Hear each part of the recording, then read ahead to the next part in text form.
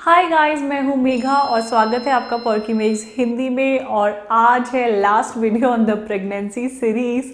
तो अब मैं बस कभी भी लेबर में जा सकती हूँ। एंड जैसा कि मैंने आपको पिछले वीडियो में दिखाया था कि मैं हॉस्पिटल बैग के लिए क्या क्या रखें बेबी के लिए, तो वो था लास्ट एपिसोड लास्ट वीक में। और आज मैं आपको बताऊंगी कि हॉस्पिटल बैग में अपने लिए क्या क्या रखें।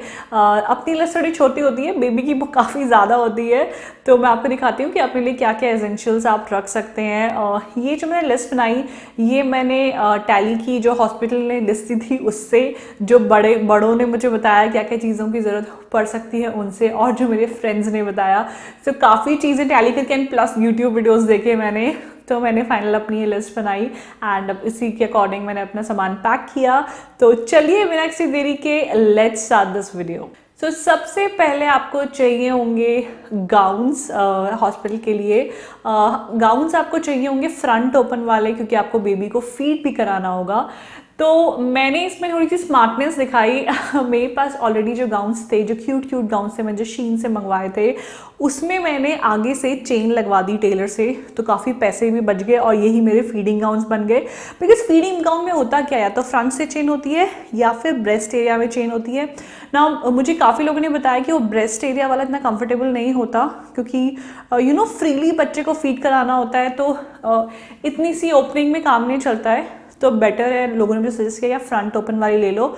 तो मुझे मेरी सिस्टर इन लॉ ने आइडिया दिया कि आप अपनी जो एग्जिस्टिंग ड्रेसेस हैं जो आप घर पे पहनते हो कंफर्टेबल वाली, उसमें फ्रंट ओपन चेन लगा दो। तो क्यूट ड्रेसेस भी हैं, वो एकदम टिपिकल वाले गाउन्स नहीं हैं जिसमें बहुत बीमार बीमार सा फील होता है। एंड तो ये मैंने 3 गाउन्स रखे हैं, बिकॉज अगर नॉर्मल डिलीवरी होती है तो 2 दिन का स्टे होता है हॉस्पिटल में, और सी सेक्शन में 3 डेज़ का होता है, तो मैंने 3 रख लिए हैं। सो ये मेरा फर्स्ट गाउन है जो मैंने रखा है। ये मैंने ढीले ढीले मंगवाए थे प्रेगनेंसी के दौरान फ्रॉम प्लस सेक्शन ऑफ शीन। आप भी कहीं से भी ले सकते हैं जहाँ भी आपको cute dresses type gown available हो।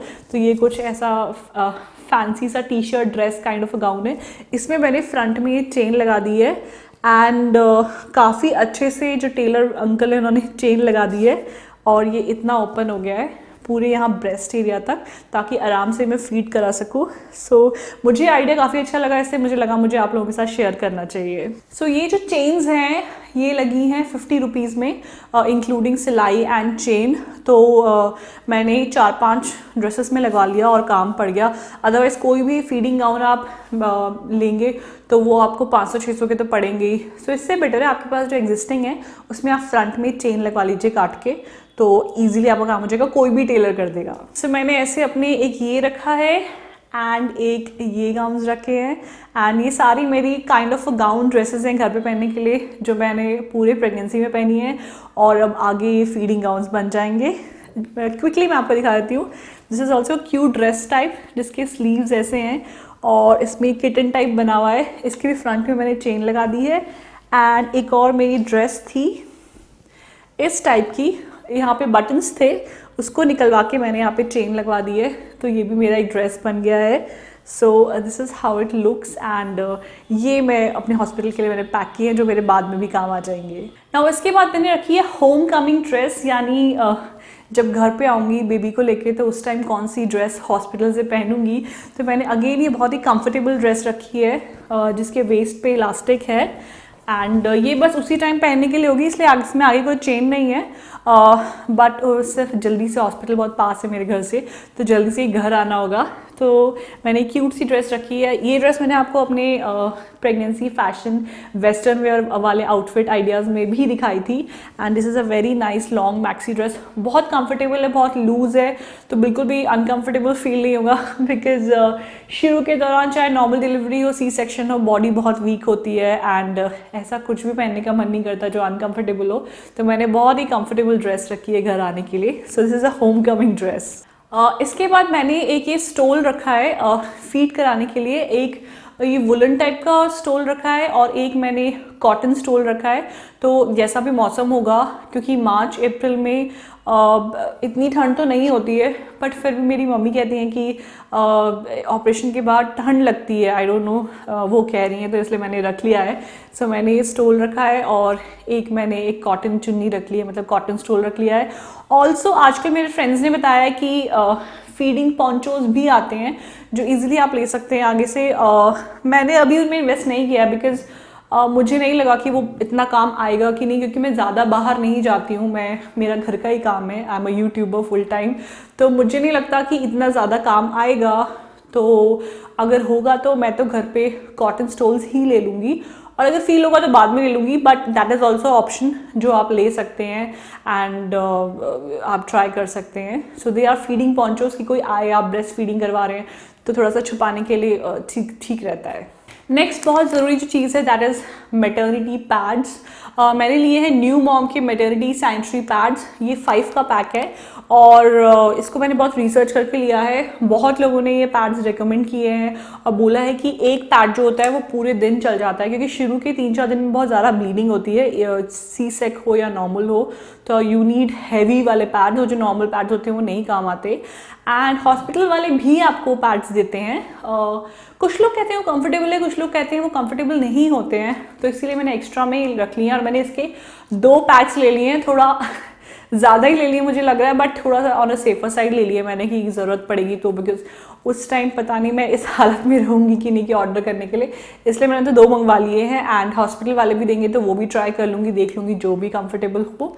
तो ये मैटर्निटी पैड्स जो है मैंने रख लिए हैं एंड इनके साथ मैंने रखे हैं पैक ऑफ 6-7 ओल्ड अंडरवेयर्स, क्योंकि उस टाइम ऐसे होंगे कि बहुत ही गंदे हो जाएंगे अंडरवेयर्स, क्योंकि बहुत ब्लीडिंग होती है एंड सब लोग कहते हैं यूज़ एंड थ्रो टाइप्स वाले रख लो पुराने, नए बिल्कुल भी नहीं पहनने उस टाइम में।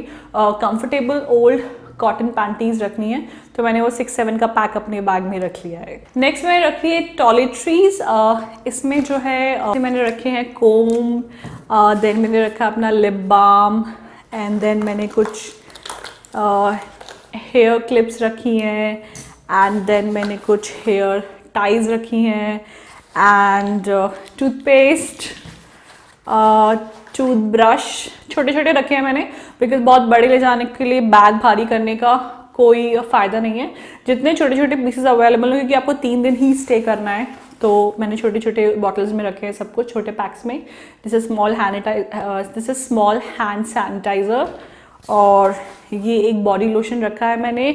2-3 पाउचेज मैंने शैम्पू के रखे हैं और एक छोटा पैक मैंने बॉडी वॉश का रखा है, तो बस ये टॉयलेटरीज में मैंने रखा है इस पैक में।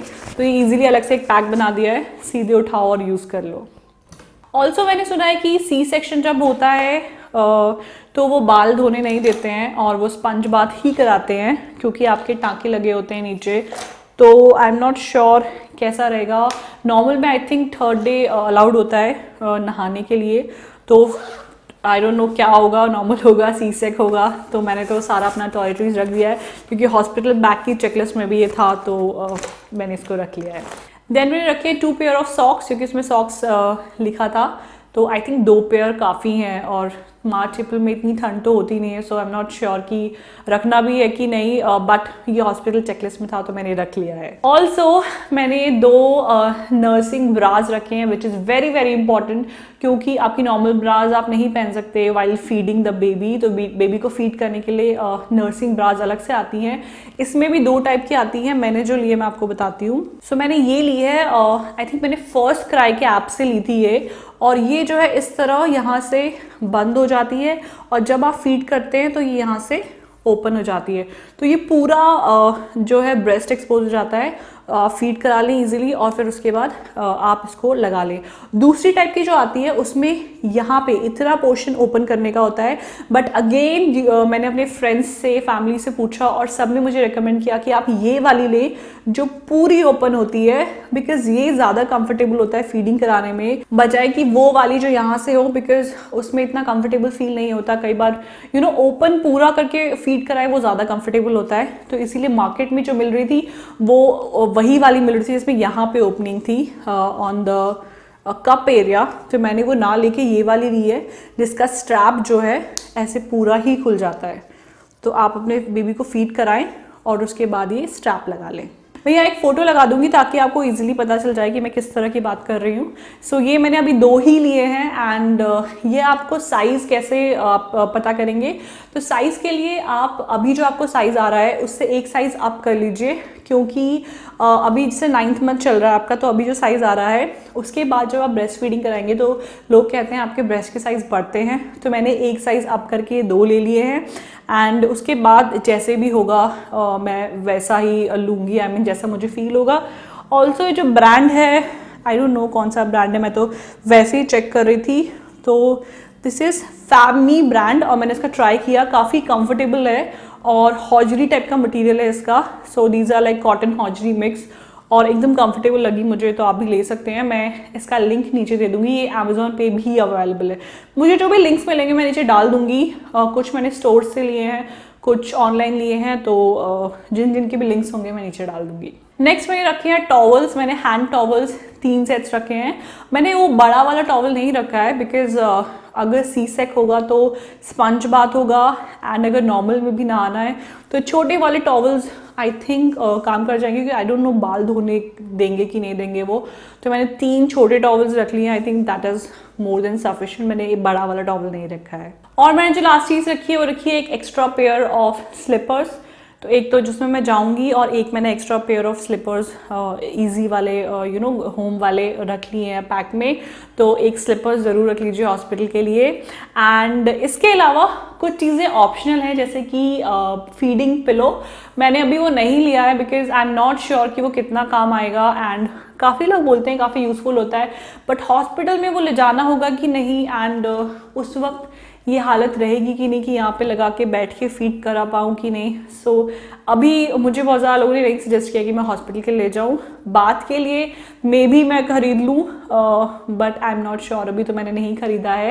एंड ऑल्सो कुछ लोग ब्रेस्ट पैड्स लेते हैं जो इसलिए होते हैं कि कई बार मिल्क जो है ब्रेस्ट फीडिंग से लीक करने लगता है तो आपकी कपड़े गीले हो जाते हैं। बट अगेन क्योंकि ये सब मैंने यूट्यूब वीडियोज़ में देखा था और मेरे फ्रेंड्स ने फैमिली ने मुझे रेकमेंड किया कि उसकी इतनी ज़रूरत नहीं पड़ती, तो मैंने वो नहीं लिए हैं। So guys, this was all about what to pack in the hospital bag for new mom and बस ये मेरा डिलीवरी से पहले लास्ट वीडियो है। अब मैं कभी भी लेबर में जा सकती हूँ and this was the last video. इसके बाद मैं आपको डिलीवरी के बाद ही मिलूँगी, बेबी के बाद। सो आई होप आपको ये पूरी एंटायर सीरीज़ अच्छी लगी and if you are pregnant first of all very very congratulation to you and सब अच्छा होगा, don't worry. And I hope ये वीडियोज़ आपके लिए यूजफुल रहे हुए जो मैंने सीरीज़ में बनाए। सो अगर आपको ये वीडियोज़ अच्छे लगे so please give it a big thumbs up. बहुत मेहनत की है मैंने, बोला भी नहीं जाता है ज़्यादा, प्रेगनेंसी में सांस फूलने लगती है, बट अगेन आई थिंक काम करते रहे तो एक्टिव रहते हैं। तो I have been active throughout my pregnancy. अभी 9th मंथ चल रहा है and this is the last video that I am shooting. तो अगर आपको मेरी मेहनत पसंद आई तो इसे प्लीज लाइक देना ना भूलिए एंड सब्सक्राइब कीजिए पर्की मेक्स हिंदी को ऐसे और इंटरेस्टिंग वीडियोस के लिए। Also don't forget to follow me on Instagram, मैं वहाँ काफ़ी अपडेट्स डालूंगी एंड स्पेशली जब बेबी आएगा या आएगी तो उसकी मैं ज़रूर अपडेट इंस्टाग्राम स्टोरीज में डालूंगी। So don't forget to follow me on Instagram, मेरा इंस्टाग्राम हैंडल है पर्की मेक्स। मिलती हूँ आपको अगले इंटरेस्टिंग वीडियो में। Feel beautiful, be stylish, bye bye.